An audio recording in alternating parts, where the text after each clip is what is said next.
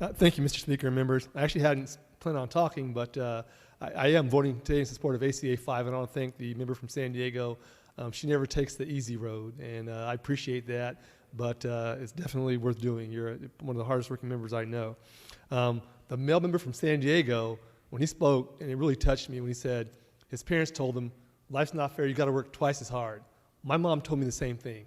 So think about that. Why would a parent ever tell their child that?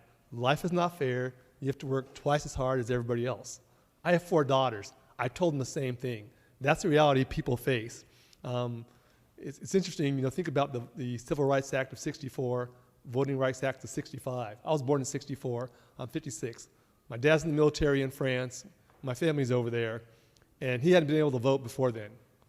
Grew up in Mississippi, couldn't vote. So it's crazy the things that go on. And think about this is to let the voters vote. It doesn't get any better than that. We're not making the decision, they're making the decision. And a rising tide lifts all boats. So it's not about black people, everybody else.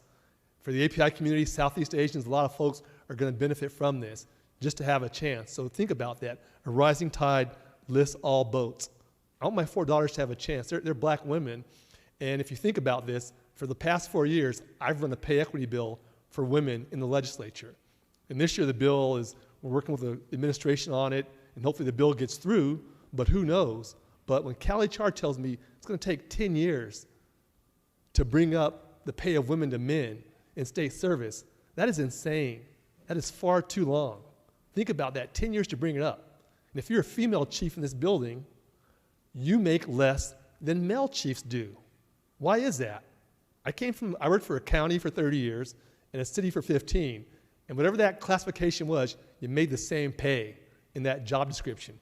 Here at the Capitol and in state government, pays everywhere. There's no equity in that. Think about that. So it's one of those things, it's been too long. We've got to change that. It's, like I said, it's tough to have the discussion on race. It's tough. Knowing it makes people uncomfortable, you don't want to talk about it.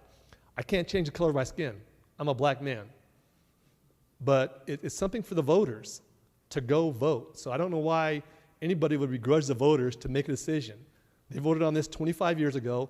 Let them vote on it now. It's not a big deal. It just makes sense. And I really believe we are at a watermark in society with this. There's so much that's gone on, and to just be engaged and involved. And like I say, as lawmakers, yeah, we're elected, and we vote all the time to make decisions for our constituents. But this is the chance we get to let our constituents make the choice. Let them have the choice. I support this, and I urge you to support ACA 5.